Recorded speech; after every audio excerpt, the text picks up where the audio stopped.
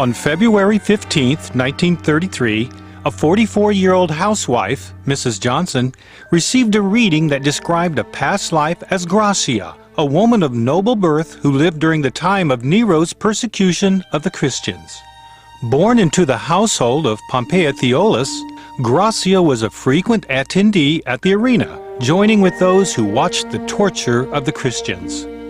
However, she did more than just watch. She became involved in Nero's propaganda efforts to discredit the Christian ideology. Or as Cayce put it, in mental activity, she warred against these peoples. It was not enough to condemn them, there had to be an intellectual justification for the persecutions. Gracia was heavily involved in the smear campaign to bring the followers of Jesus into disrepute before silencing them forever. Nice lady.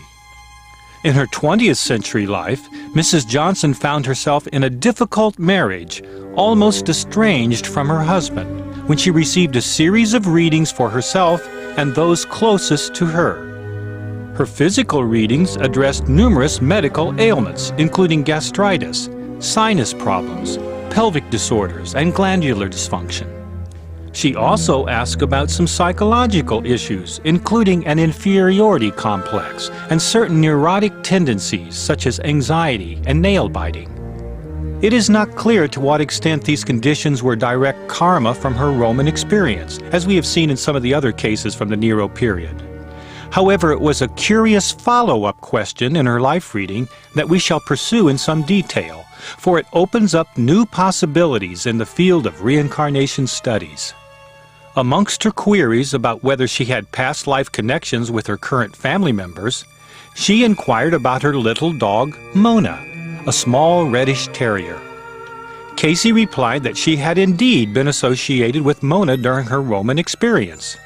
When asked whether Mona was a dog then, Cayce replied, "A lion."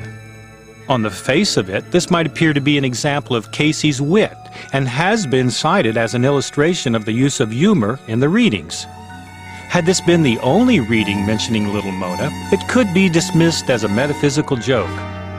But apparently this woman was so attached to her pet, she continued to pursue the question in considerable detail in 4 other readings for relatives and friends. Let's set the stage and declare the characters in this mini-drama of the little dog that roared. In addition to the aristocratic Gracia, we find Pathosan, a Roman soldier and admirer of Gracia and her social class. Yet as he watched the persecutions, he came to despise the royalty and aristocrats who reveled in the cruelty. He developed a deep respect for the persecuted, eventually converting to Christianity and being killed in the arena by a lioness. You guessed it, little Mona. In his 20th century life, he was the husband of Mrs. Johnson. No wonder the marriage was in trouble. Mrs. Johnson also requested life readings for a nephew and niece, in which follow-up questions about Mona were addressed by Cayce. Mrs. Johnson's niece had been in the same household as Gracia. She married the soldier Marcellus, who stood at the cross of Jesus. She found herself split in her allegiance. She chose to be helpful to both the Roman soldiers and gladiators who were assigned to the arena, and the persecuted Christians who were fed to the lions in that experience. She gained in spiritual development, but carried over into her present life a tendency to be moody at times and to have flights of fancy regarding religious matters, yet able to keep a balance with the material side of life. When asked about Mona, Cayce replied that she did have a connection with Mona as the lioness in the arena, but details were not provided or requested. When asked about whether Mona will always be a dog, Cayce said no, although such matters are dependent on the environment and surroundings into which the creature might incarnate. In a reading given for Mrs. Johnson's nephew, Cayce said that he had been her son in Rome. As a young man, he was recruited as a Roman soldier, but converted to the teachings of Paul and was tortured for protecting Christians. A follow-up question in this lad's reading asked whether a life reading could be obtained for his aunt's little dog Mona.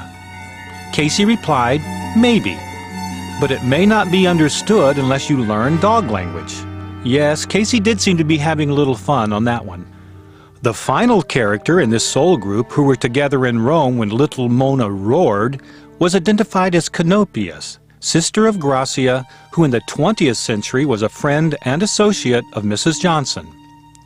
As Canopius, a wealthy aristocrat, she consulted with royalty in making policies. Like her sister Gracia, she judged the Christians harshly. But rather than the intellectual and ideological differences that offended her sister, for Canopius it was strictly business.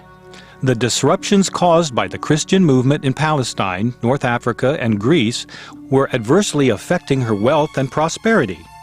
Profits were down, something had to be done, and it was in the arena. When this woman asked about her connections with Mona, Cayce replied that she did not have any direct connections with the Roman lioness during that past life. The attraction that little Mona had for her was simply a matter of the high vibrations of each. Like attracts like.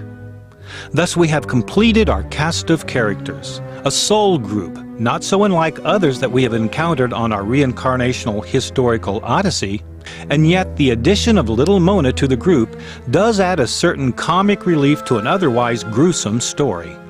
One can almost envision Gracia sitting in her booth at the arena, surrounded by the rich and noble, cheering on her favorite gladiator, the fierce lioness who ripped through the flesh of the despised Christians, the lioness that would reincarnate with her as her beloved little Mona, the dog that roared.